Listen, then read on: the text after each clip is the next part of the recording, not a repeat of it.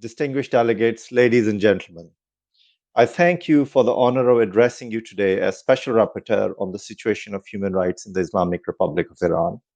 The report I present outlines my grave concerns regarding the human rights situation in Iran, characterized by systematic violations of human rights and continued impunity. These conclusions come from my investigations into the violent government crackdown against November 2019 and January 2020 protests, the use of torture and harsh sentences against those who protested, the harassment of victims, calling for justice, and the lack of accountability for those responsible. The excessive and lethal force used by security forces against the nationwide protests amounted to the worst incident of state violence in Iran in decades. State security officials intentionally used live ammunition against protesters, often aimed at the head or vital organs, resulting in over 300 verified deaths, including women and children, although the death toll is likely to be higher.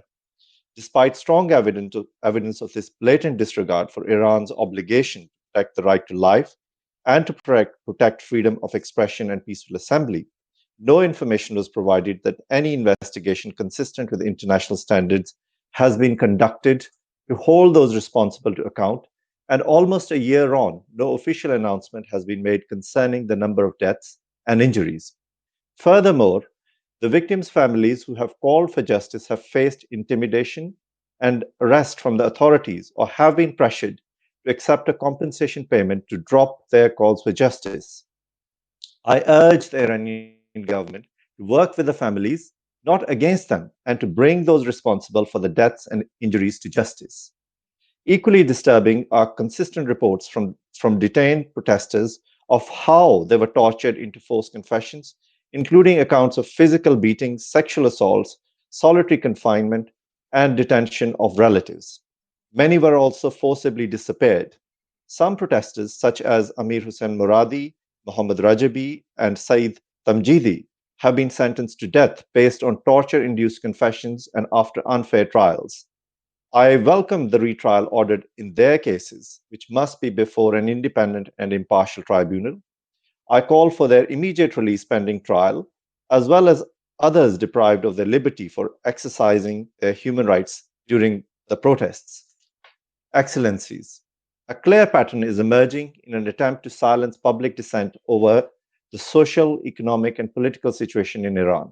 In recent months, death sentences and executions have taken place against individuals alleged to have taken part in protests. An emblematic case was the arbitrary execution of Naveed Afkari on 12 September 2020 in relation to his involvement in August 2018 protests. This grievous violation of the right to life is the latest execution in a series of protest related death sentences, despite allegations of torture induced forced confessions and other serious fair trial violations. These cases add to long term concerns over the high execution rate in Iran, including against child offenders. In 2019, 280 individuals were executed, with a further 209 executions in 2020 as of 10th October. This included at least 4 child offenders in 2019 and at least 3 in 2020. I again urge Iran to abolish the application of the death penalty against child offenders and for offenses not deemed most serious crimes.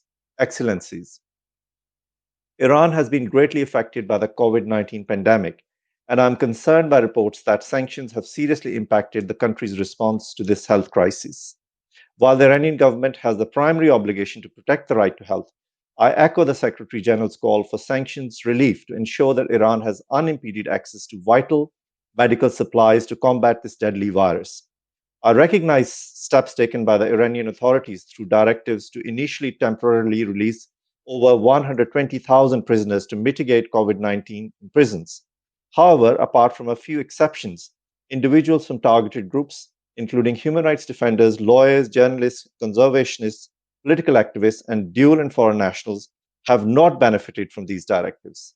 Alarming prison conditions worsen these concerns, which have caused prisoners to contract the virus, resulting in deaths. Excellencies, the Iranian government continues to arbitrarily detain individuals for exercising or defending human rights. I'm deeply concerned to see human rights defenders near the end of their arbitrary imprisonment. be convicted on new charges and imprisoned again. Harassment and imprisonment of their relatives also continues. Internationally recognized human rights lawyer Nasrin Sotoudeh is serving a lengthy sentence for her human rights legal work. Instead of releasing her to access medical treatment for her critical medical condition, she was transferred from Evin prison to Kashek prison, notorious for its poor conditions. I urge the Iranian authorities to immediately release her and to allow her to obtain urgent medical treatment. I welcomed the recent release of human rights defender Nergis Mohammadi after the judiciary reduced her sentence. However, I encourage the Iranian authorities to drop new charges laid against her in February 2020 and to allow her to freely continue her human rights work.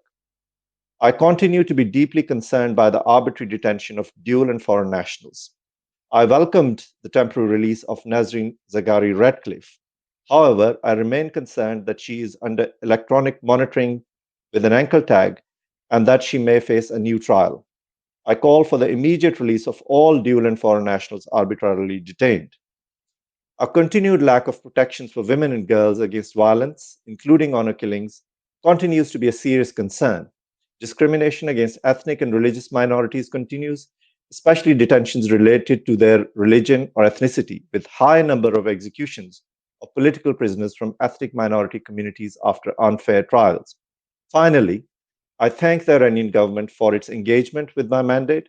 While this continued dialogue on human rights issues is appreciated, I regret that my numerous requests to visit Iran have not been accepted. I thank you. Thank you very much.